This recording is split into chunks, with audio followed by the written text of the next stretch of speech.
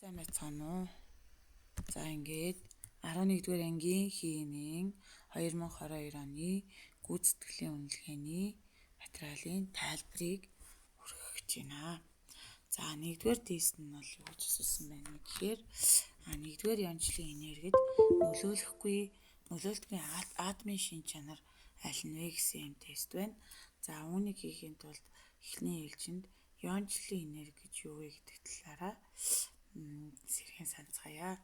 За иончлын энерги гэж юу хэлж байгаа вэ гэхээр хий байдалтай 1 моль атом эсвэл ионоос 1 моль электроныг стандарт нөхцөлд 1 моль электроныг бүрэн салгаж ион үүсгэхэд зарцуулагдах энергийг иончлын энерги гэж нэрлэнэ. За тэгэхээр энэ бол магнигийн атомын бүтц байна. За атомын төвд бол нэмэгдсэн нэгтэй цөм байгаа. Цөмөө тойроод тэнд хэдэн давхраа үүссэн бэ гэхээр 1, 2, 3 давхраа үүсгэсэн байна. За 1-р давхраан дээр бол 2 электрон. За 2 дээр бол 2, 4, 6 2, 4, 6 8 байна тий. За 3 дугаар давхраан дээр 2 гэхээр 2 дээр 8-ыг нэмээд 2 гэхээр нийт 12 электронтой элемент бол магний байдаг. За тэгээд хамгийн гадна талын давхрааныг электроныг салгахад зарцуулагдах энергийг бол бид нар иончлын энерги гэж нэрлэдэг байна. За тэгвэл хамгийн гадна талын атомын төвд бол нэмэгдсэн нэгтэй цөм байрлаж байгаа. Цөмөө дээрээ сөрөг зэнэгтэй электронууд байрлана. За ингээд сөрөг зэнэгтэй электрон нь атомын цөмөөс хол байх тусмаа энэ электроныг салгахад хялбар байдаг. Хэрвээ атомын цөм рүүгээ ойртох тусмаа өөрөөр хэлбэл дотоод давхрааны электроныг салгахад бол хэцүү болж ирдэг. Яагаад хэцүү болдог вэ гэхээр нэмэгт зэнэгтэй цөм чинь хасах зэнэгтэй электронтой таталцлын хүч нь их байдаг гэсэн. За тэгэхээр энэ гадаад давхрааны электроныг салгахад энерги шаардагдж байгаа учраас иончлын энерги гэдэг утга бол үргэлж эндотермин байна гэдэг нэг чийлэлж хэрэгтэй. За тэгэхээр атомын радиус бол ерөөсөө хамаатай. Яагаад вэ гэхээр атомын бүлгийн дагуу иончлын энерги буурдаг гэж шүү дээ. Тэгэхээр бүлгийн дагуу доошлох тусам бол иончлын энерги бол буурна. Яагаад гэвэл давхрааны тоо буюу иончлын энерги бол давхрааны тоо буюу атомын радиус буурж байгаа учраас нөлөөлдөг нь бол атомын радиус нөлөөлж байна. Электроны давхрааны тоо мэдээж атомын радиус нөлөөлж байгаа юм чинь нөлөөлнө. Ганц нөлөөлдөггүй юм нь бол нейтроны тоо байна.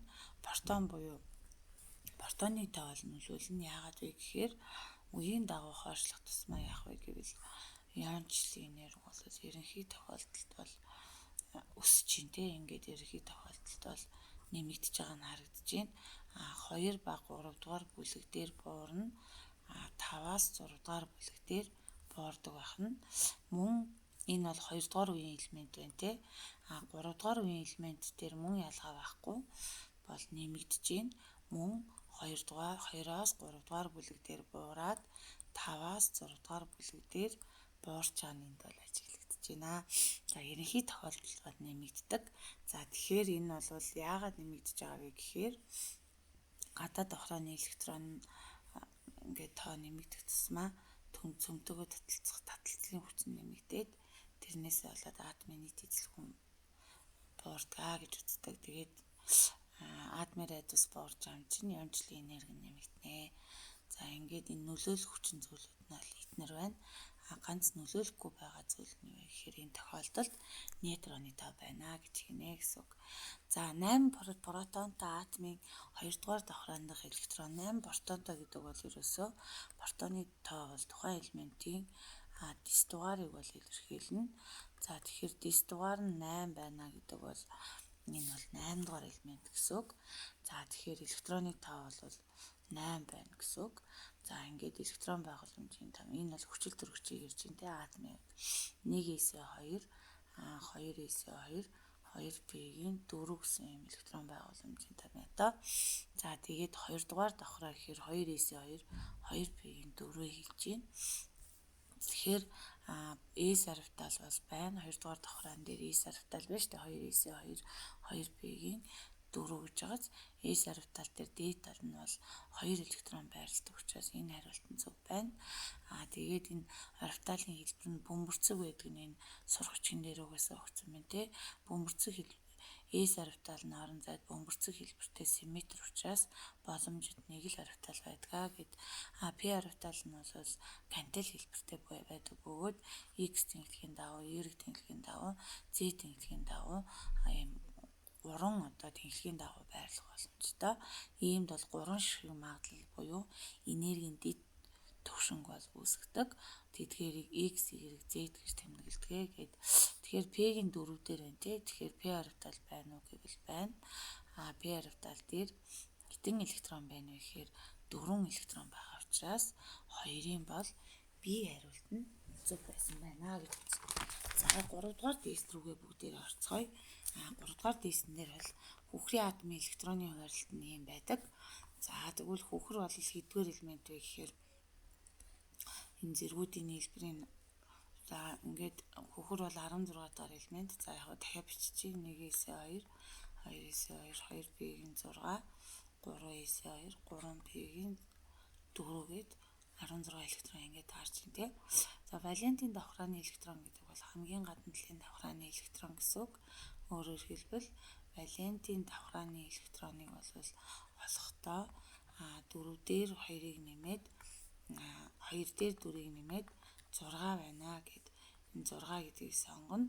За тэгээд ослоогүй электроны тоо гэхээр P дээр бол 6-ын дэд түвшинд хуваагдаад тэгэхээр одоо энэ бол гадаад давхрааны электроныг бүгдээр авч үзээл 3S-ийн 2 3P-X 3P-Y 3PZ дээр 2 1 1 байна гэсэн үг. Тэгэхээр хослоогүй электроны тоо нь бол 2 гэдэг гэсэн. Үндсэн төлөв байдлыг асуусан байх л та.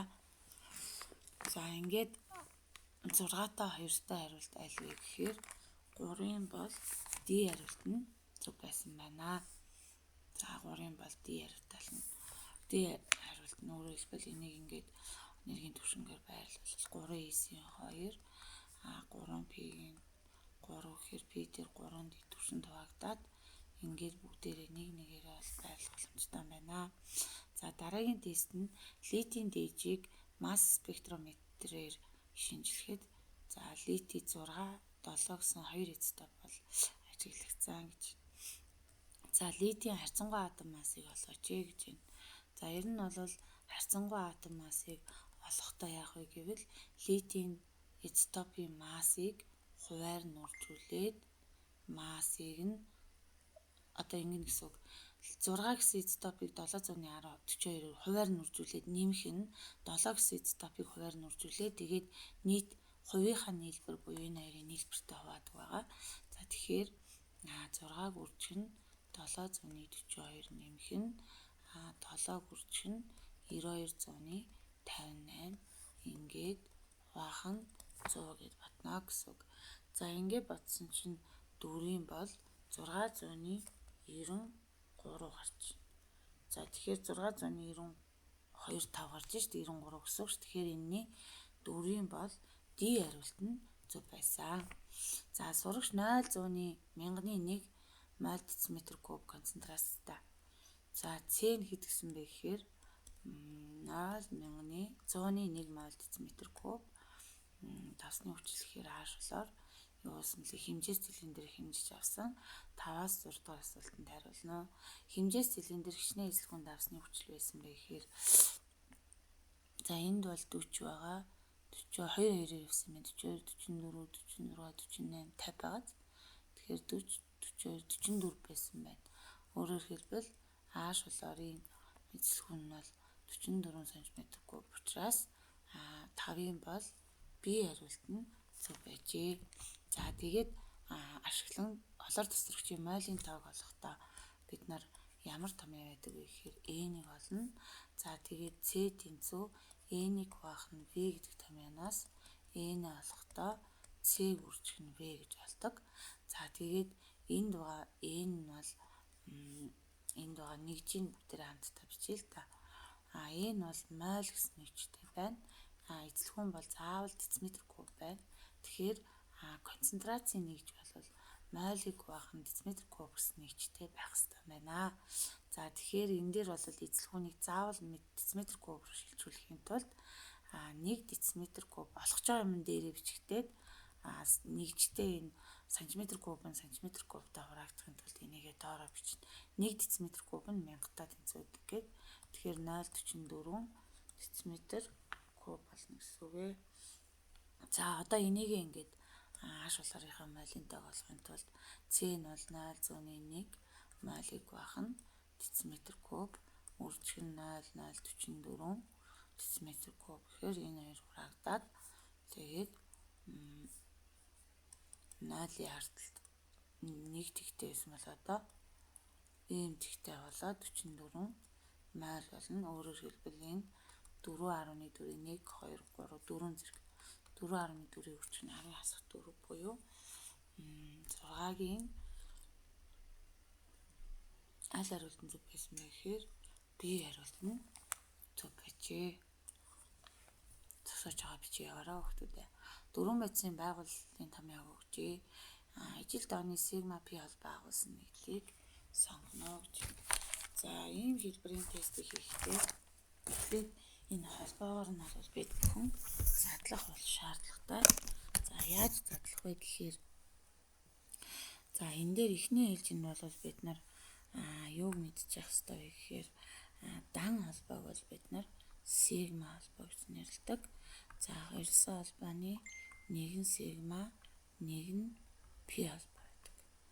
За гуравсан холбооны нэг нь сигма, хоёр нь бол P холбоо байдаг. За ингээд бүгдээрээ энийг бол дийлгээд 1 2 3 бичээд дахиад 1 2 3 бичээд энэ дээр хаашаа тавиад энэ дээр хаашаа тавиад. За ингээд дан холбоог сигма гэдэг учраас бүгдээрээ энэний холбоог нь хамтдаа бичицгээе. 1 сигма 2 3 4 5 6 7 8 9 10 11. За 1 P холбоо байна тий. 11 сигматай 1 P холбоо байжээ. За энийг дийлгэх юм бол за энийг бүгдийн нэрөөсөө дэлгэмэл томьёог нь биччихье. Тэгээ та бүхэн за ингээд 1 за энэ аашуудыг бүр ингээд дэлгээ биччихье. За энэ дээр бол 1H 2H 3H. За ингээд энэ дээр бол аашууд нь дэлгэх шаардлагагүй байна. За энэ дээр бол шууд энэ дээр нь алах боломжтой байна. Тийм учраас ингээд биччихье. 1 сигма 2 3 4 5 6 7 8 9 сигматай. За тэгээд 1 P холбоо байна. За дараа нь энийг бүгдээр хамтдаа хийж үзье. За энийг хийхийн тулд за хоёрсан холбооны 1 сигма 1 P гэдэг гэсэн шүү дээ. Ингээд ингэчлээ. Тэгэхээр 3 сигматай 1 P холбоо байжээ. За тэгэхээр дандаа өөр болоод байна тий. За энийг бүгдээрээ хийж үзье. За энд бол 1 2 энэ дээр нэг холбоотой энэ дээр Cтэй энэ дээр Cтэй энэ холбоогоо зүг зурхгүй бол за энэ дээр бол 1 2 3 дээр 1 2 3 аштай. За дан холбоог сигма гэдэг учраас яах ёстой вэ гэхээр 1 2 3 4 5 6 энэ дан холбоогоо шүү 6 7 8 9 10 11 сигматай дээр нь 1 P холбоотой.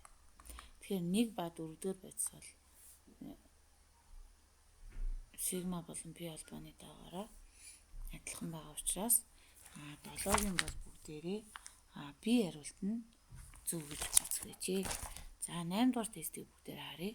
Америкийн хүчлэг орчин протонтой харилцуулж аммоний ионыг үүсгэдэг. Дараах цэг хэрэгс диаграммаас аль нь энэ нурвал электронуудын хөдөлгөөнийг зөв дүрссэн байна гэж асуусан байна. За тэгэхээр ер нь бол аммиакийн эхлээд азотын электрон байгууламжийн тамиг бичиг. За азот бол 7 дугаар элемент. Электрон байгууламжийн тамиг бичгтээ 1s2 2s2 2px 2py 2pz дээр нэг электрон байна гэсэн. За ингээд холоо азотын валенти электрон нь бол 5 электронтой байна. За H-ыг авч үзье. За H бол 1-р элемент. Электрон байгууламжийн тамиг бичгээр 1s1. За тэгэхээр обструкчоос бусад бүх элементүүд бол гадаад давхраандаа 8 электронтой болохыг ирмэлцдэг гэд. Тэгвэл энэ гадаад давхрааны электрон нь азотын бол 5 электрон байгаа учраас бусдын электроныг аваад 5 болох эсвэл дундаа эзэмших бишээ. Бусдын электроныг 3 электроныг нэмж аваад 8 электрон болох боломж байна. Эсвэл дундаа эзэмших замаар 8 электрон болох боломж байна. За тэгэхээр обструкчоос бусад бүх элементүүд 8 электронтой болохын тулд энэ 5 байгаа учраас 3 электроныг нэмж аавна юм уу дундаа эзэмшнэ гэсэн үг. За тэгэхээр азотын валенти электроныг харах юм бол энэ бол нэг чөлөө тос байна тий. За энд бол хэдэн хослог байна вэ гэхээр 3 хослог байна. За энэ дээр бол H-ийн атомууд бол ирнэ. H бол гадаад давхраандаа хослоогүй 1. За ингээд нэг электроноор гээд хэдэн дундын ос байна вэ гэхээр 3 дундын осоор 1 дундын ос нь 1 сигма буюу дан холбоог илэрхийлдэг. За H бол гадаад давхраандаа электронгүй хоосон протон байна. За тэгвэл энэ электроныг ийшээгээ өгөөд өөрөөр хэлбэл ямар болно гэсэн үг вэ гэхээр азот бол гадаад давхраандаа бол хослоогүй 3 байжгаад нэг чөлөө тостой байжгаад тэр чөлөө тосоо энэ хоосон байгаа обструкчийн атомд өгөөд за энэ дээр бол угаасаа ингээд хослоогүй электронууд нь ингээд ковалент талбай үүсгээд бусдад электроныг өгөөд ивэл энд бол нэмэх зэнэгтэй ионыг бол үүсгдэг. Ингээд 8-ын одоо тохиромжтой хариулт нь аль байсан бэ гэхээр B байсан байна. Яагаад гэвэл азот бол дундын ос электроноо обструкчид дундын ос электроноо хувааж эзэмших замаар химийн холбоо үүсгэж байгаа учраас энэ бол координатын ковалент холбоо гээд ингээд B хариулт. За A бол яагаад биш вэ гэхээр обструкч гадаад давхраандаа электронгүй сүмний чиглэлийг шийдэх хэрэгтэй байсан. Энд бол гадаад давхрааны азотын чөлөө тосыг харуулаагүй байна. За энэ дээр бол юуг харуулсан байна вэ гэхээр энэ дээр бол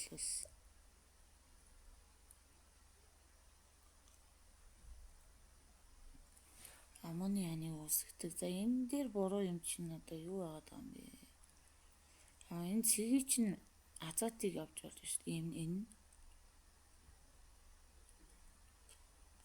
хэрээсийг азот байсан байж болно шүү дээ. Тэгэхээр ийшээгээ өгөхөр чинь энэ бас зүг болчих годох юм.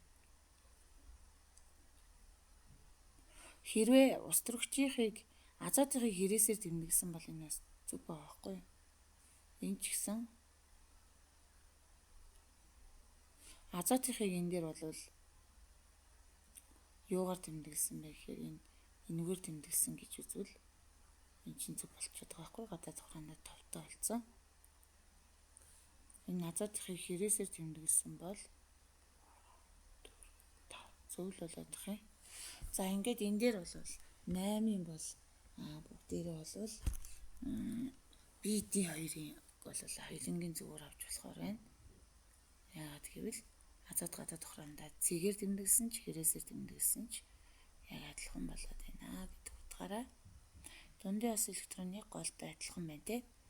За ионт нийлүүдийн усан усмалдах харилцан үйлчлэлийг харуулсан зураг өгдөжээ.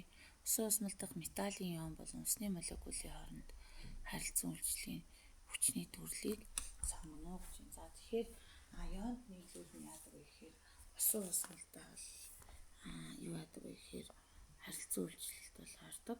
За ингээд ингэж харилцан үйлчлэлд орохдоо яг гэвэл ямар харилцан үйлчлэлд ордог вэ гэж асуусан шүү дээ. Тэгэхээр энэ дээр бол ион болон диполийн харилцан үйлчлэлд бол ордог гэж үздэг.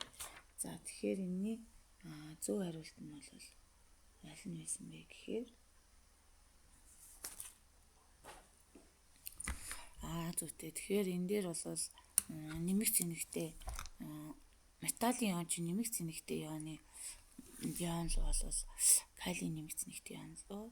6 ширхэг усны молекулын хүчил төрөгчийн атом бол тогтолж байна. За тэгэхээр энэ дээр бол ус бол туйлдаа молекул учраас эсийн бол С хариулт нь зөв. Яагаад гэвэл ионы холбоотой учраас ион нэмэгц нэгтэй ион байгаа. Ион дипол гэдэг нь туйлдаа.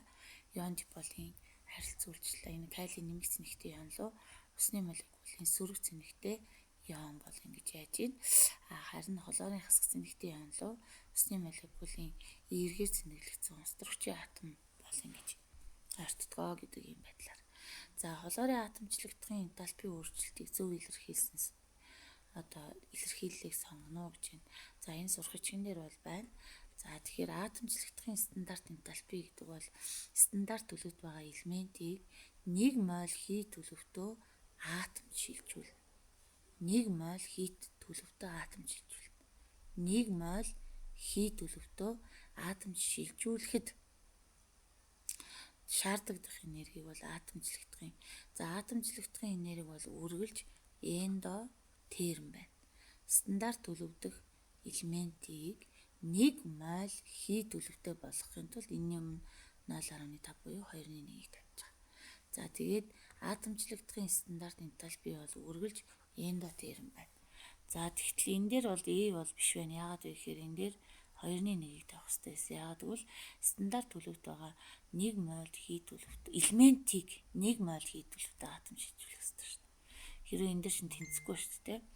За энэ бол холбооны энерги байна. Яагаад гэвэл харилцан холбогдож байгаа хоёр атомуудын хооронд үүссэн холбоог таслахад зарцуулагдах энерги. За тэгэхээр энэ ч одоо зөв хариулт байгаа юм. За холоор 2 энэ дээр бол 1 моль за холоор бол шингэн биш шүү дээ. Стандарт 25 градусд бол аль хий байна. Холоор бол хий байна. Тэгэхээр энд нар жигсаалаас гарчлаа. Холоор бол стандарт нөхцөлд бол 25 градусын температурд энэ бол жигсаалаас гарчлаа.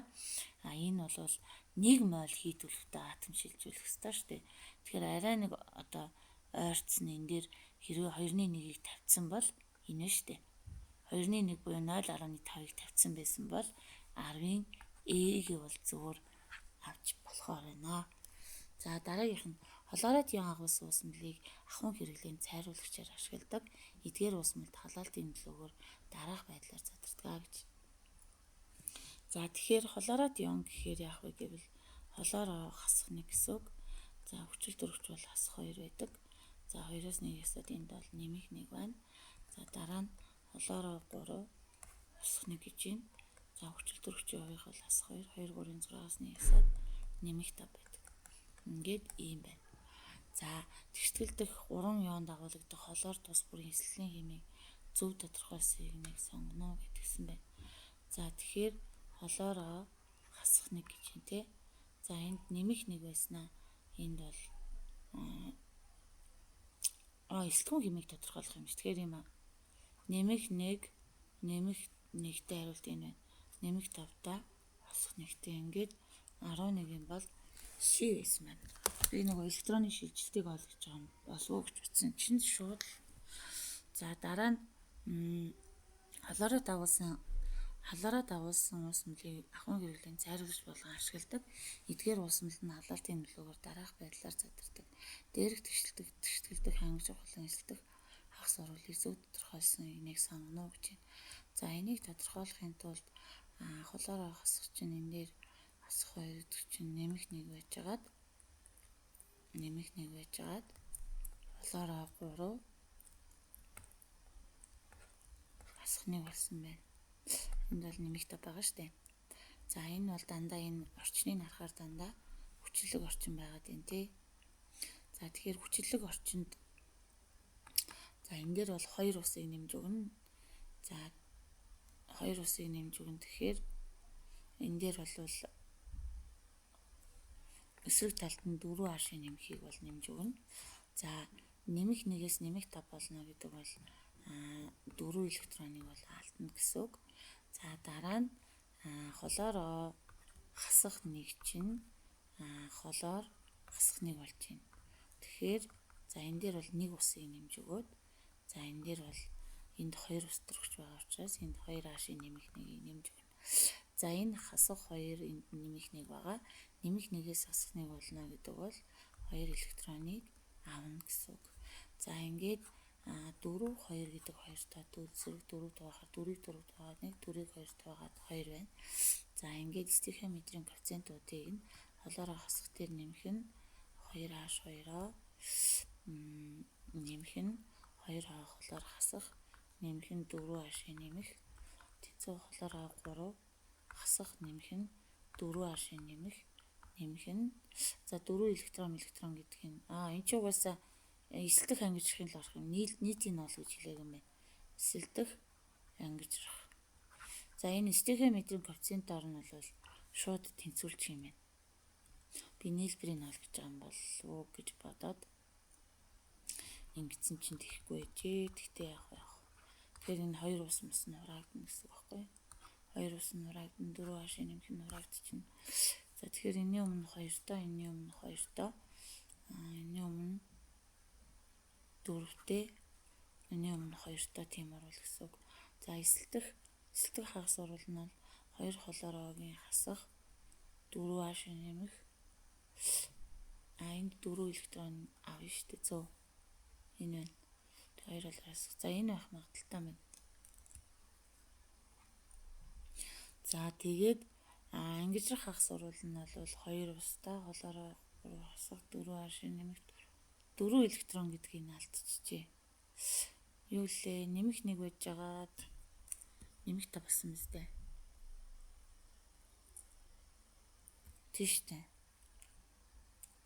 Нэмэх 1-ээс нэмэх 5 болно гэдэг бол 4 электроныг алдсан. Зөв дөө.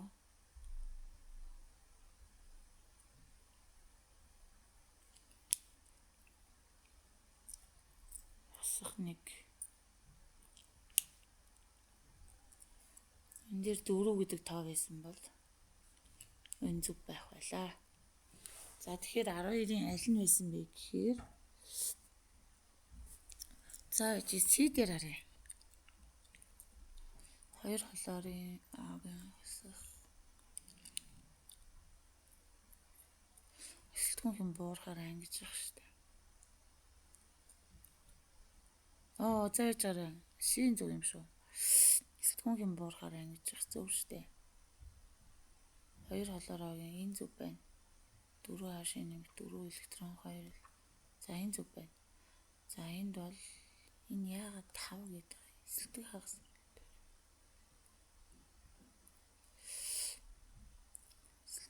сурвал дээр холоороо зааж гараа. 2 холоор за энэ чинь ангижрах хурал чинь эсэлтгүүн хэм буурахаар чинь замны уртаа бич.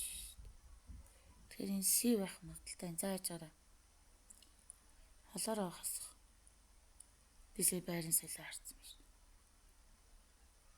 Холоороо хасах 2 ус. Холоороо 3 хасах 4h нэмэх 1 5 электрон гэдэг юм. 5 юм уу? Нэмэх 1-ээс нэмэх 5 болохын тулд 5-аас 4-ийг хасч ийж. Энэ 4 юм байна. Энэ дээр алдчих. Дээрс дахиад нэг үзээд хий да. Энд хасах 2, энд хасах 1, 2-оос 1-ээс нэмэх 1, нэмэх 1-ээс хасах 2, 2, 3-ын 6-аас 1-ээс нэмэх 5. 5-аас 4-ээс нэмэх 1. Тэгээ энэ дээр 4 юм байна ялчих. Ингээд 12-ийн бол C хариулт нь зөв байсан байна. За 13-ыг бүгдээр харъя. Аммоны холоорыг дүүсэх урвалын термохимийн тэгтгэл өгөгдөжээ. Аль диаграм нь аммоны хлоридын задрах урвалын талбай. За энэ аммоны хлоридын үүсэх урвалын талбай нь бол хасах байна гэдэг бол шулуун урвал нь бол экзотерм байдаг бол буцах урвал нь бол эндотерм байна. За яаж эндотерм болох вэ гэвэл нэмэх 314 болно. За эндотерм урвалын үед бол их утсын энерги утга нь бага байгаад бүтээгдэхүүнийх их утсын энерги утга нь бага байгаад бүтээгдэхүүн бичсэн энерги утга нь их утгатай байдаг. За тэгэхээр ийм хариулт энэ хоёр байна. Энэ хоёр л шүү дээ. Тэгэхээр аммоны хлоридын задрах урвал гэсэн шүү. Тэгэхээр энэ хариултууд бол жагсаалаас гарлаа гэсэн үг. За буцаг хурал, задрах хурал гэхээр нөгөө аммоны холоор идэ задлан л гэсэн үг л дээ. Тэгэхээр NH3 тэр нэмэх нь H болохоор гэхээр энэ дельта H нь нэмэх 314 кJ мол гэдэг гэсэн үг байхгүй. За тэгэхээр дельта H гэдэг бол бүтээгдэхүүн бодисын энерги утгаас их утсын энерги утгыг бол хасдаг. Бүтээгдэхүүн бодисын энерги утгаас их утсын энерги утгыг хасдаг шүү дээ. Тэгэхээр энэ хоёрын хоорондох зай гэдэг бол дельта H нь зөв байна. Энэ ч гэсэн зөв байна. Гэтэл идэвхжлийн энерги гэдэг бол оройн цэгээс их утсын энерги утгыг хасдаг байхгүй. Тэгэхээр энэ дээр бол яалтчгүй 13-ын бол B хариулт нь задрах хурлын энтальпи аль диаграм нь аммоны холоор эдийн задрах хурал гэж байгаа шүү дээ. Шулуун хурал нь бол экзотерм байсан бол буцах хурал нь эндотерм. Эндотерм хурлын үед бүтээгдэхүүн бодисын энерги утга нь их байгаад их утсын энерги утга нь бага утгатай байдаг тий. Тэгэхээр яалтчгүй B нь л зөв л байна л да 13-ийн. За 13-ийн болвол B хариулт нь зөв байжээ. Яагаад биш вэ гэхээр түвшлийн энерги гэдэг чинь оройн цэгээс их утсын энерги. За яж байгаа. Тэ яг алдчих шүү. Буцах хурлын хувьд шүү дээ. За буцах хурал дээр бол эсэргээр навна шүү дээ хүүхдүүдээ тийм ээ. За тэгэхээр буцах хурал дээр бол эсэргээр навна. Яагаад гэвэл их утас нь энэ болчих шүү дээ. Бүтээгдэхүүн бодис нь их утас болчих шүү дээ. Их утсын энерги утгаас оройн цэгийн утгаас их утсын энерги утгаас тэгэхээр 13-ын бол хариулт нь зөв байжээ. За яагаад гэвэл буцаг хурлын хувьд шүү дээ тийм ээ. За хоёр ялгаатай температурын үед их байлц маны дархалтын морийг зоригт үзүүлжээ. Аль өгүүлбэр нь зөв бэ гэвэл сая бол шулуун хурлынх дээр багш нь B гэж тайлбарлаад ирсэн байх шүү.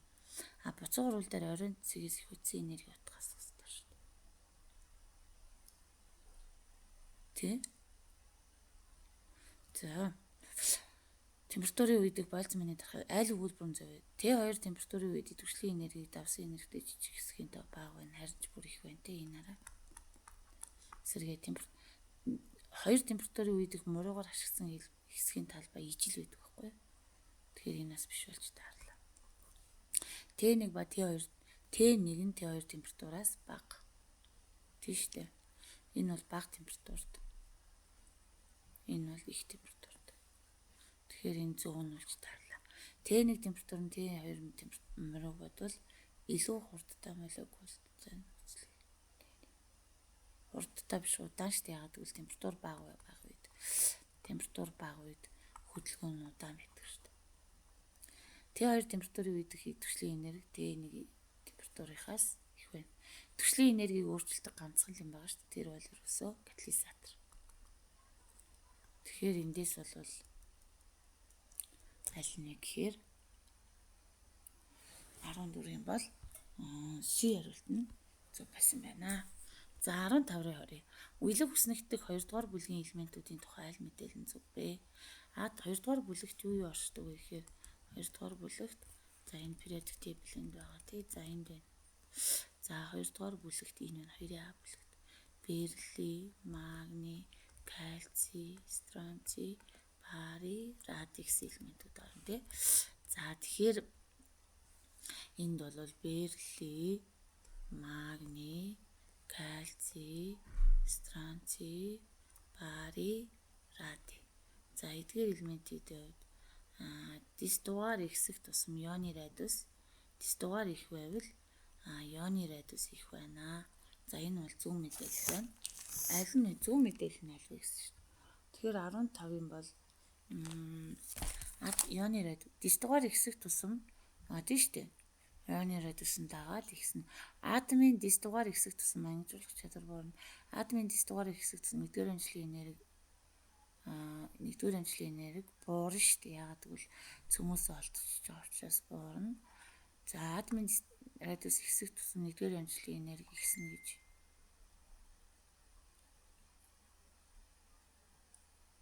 буурна. Энэ бол худлаа байна. Атомын дис дугаар ихсэх тусам харьцангуй салхины сүрэг чанар бүлгийн тагуу доошлох тусам харцангуй цэлхэн сөрөг чанар буурах ёстой шүү дээ. За тэгэхээр энэний 15-ын админ дэстгээр хэсэгтсэн яны радиус x-нэв гээд хариултан зөв байжээ. За 2 дугаар бүлгийн металлуудын нэг шинж чанар ийм хамаарлыг харуулсан график өгөгдөжээ. Тэнхлэгүүдийг зөв тэмдэглэсэн хэсгийг заана уу гэж. За x тэнхлэг бол 2 дугаар бүлэгт чинь нөгөө саяны элементүүдээ л асууад байна. Бериллий, магний, кальций, стронций, барий, радий. За 1-р иончлалын энерги бол x тэнхлэгийн дагуу буурах ёстой шүү дээ. Биш вэ? Атомын дэс дугаар бол ихсэн. Дэс дугаар өсөж байгаа учраас x тэнхлэг нь бол дэс дугаар байх боломжтой. За тэгэхээр энэ хоёрын аль нэг нь. За y тэнхлэгийн дагуу гэхээр y гэхээр ингээд босоогоор бас яаж юм? Босоо явж шүү дээ. Энэ y массын тоо бол мөн ялгаа байхгүй яасан байна. Нэмэгдсэн. Ингээд зураг харахаар энэ ардаа x тэнхлэгийн дагуу ингээд энэ бол дэс дугаар нэмэгдэж байна те. Дэс дугаар нэмэгдэх тусам яасан бэ гэхээр атомын радиус нэмэгддэг гээд атомын массын тоо бол нэмэгддэг гээд ингээд 16-гийн бол за 16 дахь тестийг бүр нөгөө номоо гаргаж ирж байгаа бүгдээр хамтдаа хийж үзцгээе. Ерөнхийдөө бол энэ нь бол атомын энэ бол ингээд x тэнхлэгийн дагуу ингээд хоошоогоо ингээд ихссэн байж тэг графикийн зургаас харахад тэгэхээр энэ бол дэс дугаар нь ихсгэд y бас нэг юм өсөж байгаа байхгүй. Тэгэхээр өсдөг юм нь атомын радиус, атомын масс нэгт хийхдээ зарим ганц нэг тохиолдол зөрнө. Нэгт гэдэг юм энэ дотор байхгүй учраас энийг жигсаалаас аваа хийж чинь. Тэгэхээр атомын дэс дугаар өсгөд массын тоо өсдөг учраас буурдаг юм нь иончлалын энерги бүлгийн дагуу доошлоход буурна. Хайлгацыг болон цахилгаан сөрөг чанар нь буурдаг. Ингээд 16-гийн бол аль хариулт нь байсан бэ гэхээр хариулт нь зөв байсан байна. Иончлалын энерги бол буурна шүү дээ. За 17 дээр нэгэн бодисын холбоосон томьёо өгсөн байна. За тэгэхээр одоо энийг бүр C-ийн дэлгэн 1C, 2C, 3C, 4C, 5C, 6C, 7C. За нөгөө энд бол 1 зураас авахчаас 4 болохын тулд 3 ааштай, энд 2 ааштай, энд 2 ааштай, энд ааш байхгүй, энд CH 3-та, энд 1 ааш.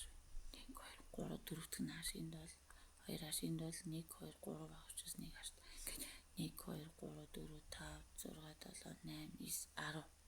C 10-та минь угаас ааш нь 2 5 энд ааш байхгүй ш 5 6 7 8 10 11 12 13 14 16. Ингээд C хариулт нь 17-гийн бол C хариулт нь зөв байсан байна. За 18 руу оръё. Өгөгдсөн нэгдлийн зөв нэршлэл аль вэ гэж.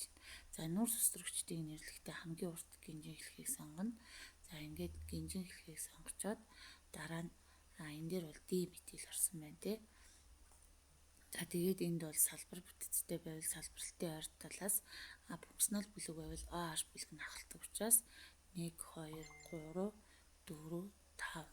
За ингээд 3 3 D метил 2 адилхан метил байгаад тийм учраас D метил голдоо 5C-ийг бид нар пентан дан холбоод байгаа учраас пентан тэгээ 2 дугаар C дээр OH байгаа учраас пентан 2-ол гэж нэрлэнэ.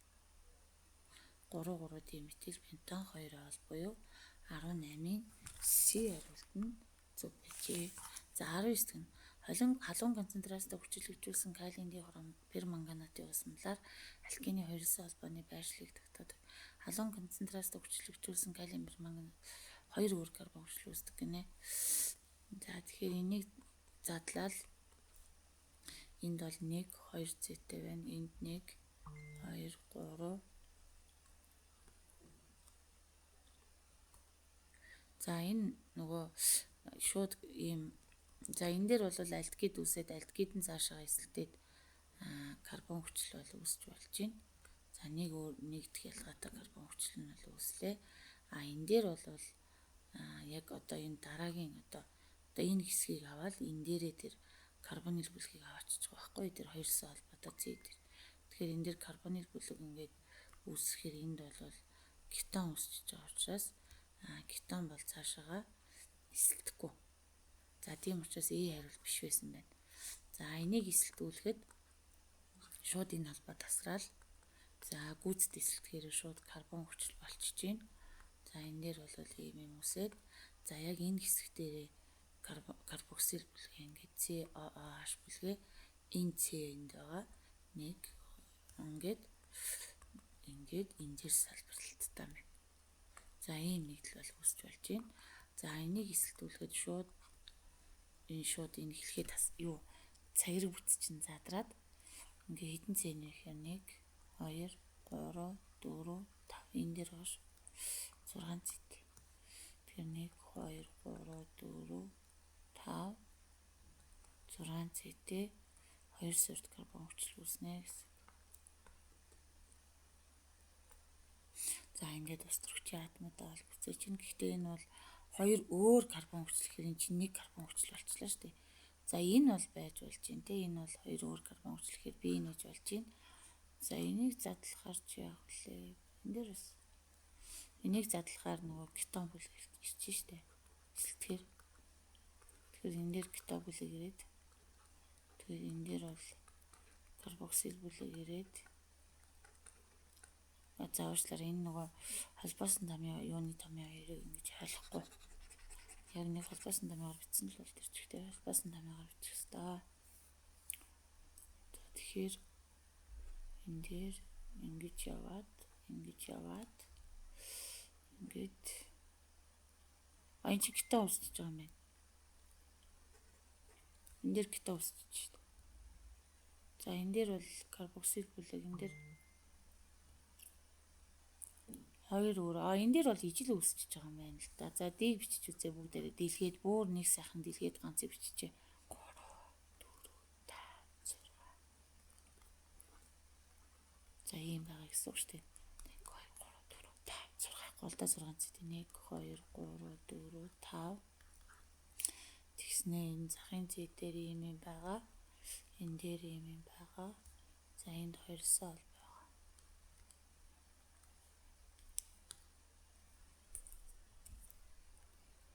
CH3 энэ дээр CH байгаа, CH байгаа. За үүнийг эсэлдүүлэхэд яг энэ хоёрсоо холбоо тасраад за эхлээд эхний ээлжинд бол альдгид үсээд альдгид нь цаашаага эсэлдээд карбон хүчил болно гэсэн. COOH CH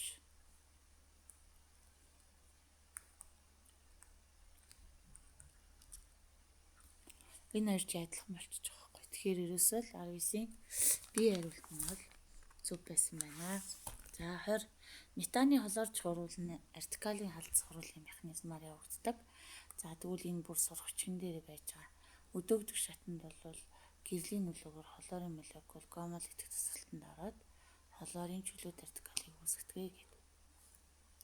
За тэгэхээр холоор хоёр нь яадаг вэ гэхээр гэрлийн нөлөөгөөр яах вэ гэвэл гомол идэх тасгалтанд ороод ийм чөлөөт артикалуудыг бол үүсгэж байгаа. Хариулт бол C байсан байна. За бусд үеийн шатуудыг бол эндээс бол харж болно. За өрнөг шатнд метаны туйлгүй молекулын устөрөгчийн атомыг бол холоор ингэж энийг бол энэ хоёр ингээд дундаа уулзах нь шүү дээ. За ингээд энэ чөлөөт артикал үсээд за дахиад холоорын молекул нийшээ тавтлаад за төгсөх шатанд бол артикалууд хоорондоо нэгдснээр за зарим элементүүдийн үнэлэх систем өснөгддөх байрлалыг харуулсан зураг өгсөн байна. Ампер оксид үүсгдэг элемент гэхээр хөнгөн цагаан. Тэнцүү хөнгөн цагаан бор. За тэгээд за үлэг өснөгтэй бүгдээрээ харъя. За энэ дээр гали гэсэн байна тий.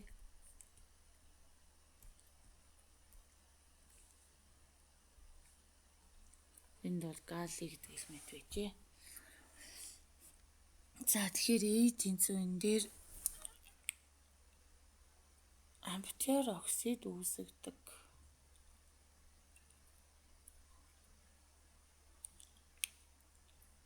За тэгэхээр ээж тэнцүү хэд байсан бэ гэхээр гали гэж таа. Тэгэхээр ээж тэнцүү 5 болж таарлаа. За нэгдүгээр ямжлын энерги өндөртөө гэхээр бүлгийн дагуу доош үеийн дагуу хойшлох тусам нэгдүгээр ямжлын энерги нь нэмэгддэг те. Тэгэхээр инертийн хий бол ямжлын энерги хамгийн ихтэй учраас гадаад охрооныхаа электроныг алдах боломж маш багатай байдаг те. За тэгэхээр B тэнцүү хэд болж ийнэ вэ гэхээр нэгдүгээр ямжлын энерги хамгийн өндөртөө нь бол 7 болж таарлаа. За уустдаг гидроксид болон уустдаггүй сульфат гэхээр энд бол бериллин, магний, кальций, стронций, барий байгаа. Тэгэхээр С тэнцүү 4. Яагаад 4 гэж юм бэ гэхээр юу яаж ийн гэсэн үг байхгүй юу? A тэнцүү 5, B тэнцүү 7, C тэнцүү 4. Яагаад С тэнцүү 4 гэж юм бэ гэхээр барийн одоо гидроксид ч уусдаг байхгүй юу? Маш сайн уусдаг, шүлтжтэй усанд уусдагсаар барийн сульфат ч усанд уусдаггүй ийм цагаан өнгийн тунс байхгүй. Тэгэхээр С тэнцүү 4 хамгийн том радиустай катион үүсгдэг гэхээр хамгийн доор байрлаж байгаа нь буюу D тэнцүү хамгийн том радиустай катион үүсгдэг элемент. За тэгэхээр энэ дээр бол за номноосоо бол бүгдээрээ бүр дэлгэрүүлээд багш нь тайлбарлаад өгье. Цааш нь үргэлжлүүлсэн чи яасан бэ гэхээр ингэсэн байна. Хамгийн том радиустай катион гэхээр энд катион үүсэх боломжтой юм нь бол энэ нэгдүгээр бүлгийн элементүүд байна те. За тэгэхээр бүлгийн дагуу доошлогдсон атом болон ионы радиус нь бол нэмэгддэг. Тэгэхээр хамгийн том радиустай нь бол энэ дээр 3 байна гэсэн үг юм байна. Ингээд D тэнцүү 3-ыг дуулж бодох хэрэгтэй байжээ. За дараах мэдээллийг ашиглан 1-ээс 4-р даалгавар. За хүчил суурийн 12 градусны температур нь анх бол 12 градусаар нэмэгдсэн. Дельта Т нь хэд гэсэн бэ гэхээр 12 градусаар нэмэгдсэн гэж байгаа учраас гадаад орчны температур нэмэгдэх юм бол энэ бол экзотерми байдаг. Тэгэхээр E тэнцүү 3-ыг натрийн гидроксидын молийн тоо болохдоо за С натрийн гидроксид нь хэдтэй тэнцвэ гэхээр 2 мол дециметр куб. Эцэлхэн нь бол 25 см куб гэж байна. За энэ дээр бол 1 дециметр куб нь 1000 см кубтай тэнцвүүгээд см кубтай хуваагдаад 0.25 дециметр куб болно гэсэн. За тэгээд С тэнцүү N1 байх нь V гэдэгтэй минус N1 болохдоо С-г үржих нь V гэсэн үг. С нь 2 мол дециметр кубыг үржих нь 0.25 дециметр куб гэхээр 0.5 мол болно гэсэн. Энэ бол натрийн гидроксидын мол нь болно гэсэн. Өөрөөр хэлбэл BD таслалтаа CD нь бол 0.5 болно гэсэн үг. За дээр хурлаар ялгарсан дулааныг олохдоо ямар томьёо байдаг вэ гэхээр Q тэнцүү 3 дахь нь M гэдэг нь уусмал юм уу? Усны масс байх хэвээр тий. Уусмал юм аа. За M үржих нь С үржих нь дельта Т гэж болдог шүү дээ. За усны масс бол усны масс нь хэд гэж хэлсэн юм бэ? Уусмалын массыг олох юм байна. 50 см куб эсэлхүүнтэй натрийн гидроксид дээр 25 см кубыг нэмэхээр нийт одоо уусмалын эсэлхүүн хэд болох вэ гэвэл 25 дээр 25-ыг нэмэхээр 50 см куб уусмал бий болсон байна. За энэ тохиолдолд нягт нь мэдэгдэхгүй байгаа учраас шууд энийг 1 г/л-ээр тооцохоор энэ дээр Q тэнцүү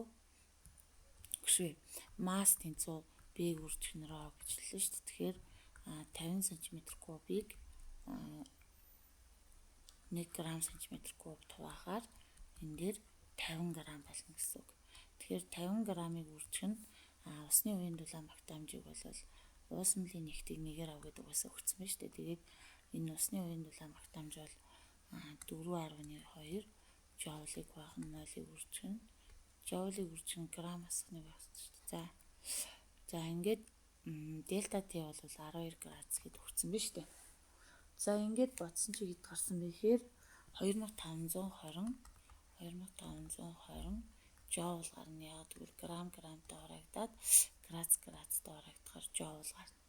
За тэгээд энийг нэг орон шилжүүл килжоул руу шилжүүл гэж байна те. За тэгэхээр 2520 жоулыг 1 килжоул чинь 1000 жоултай тэнцвэр гэхээр 252 киложоул болно гэсэн үг. Ялгарсан дулаан 2520 үстэй.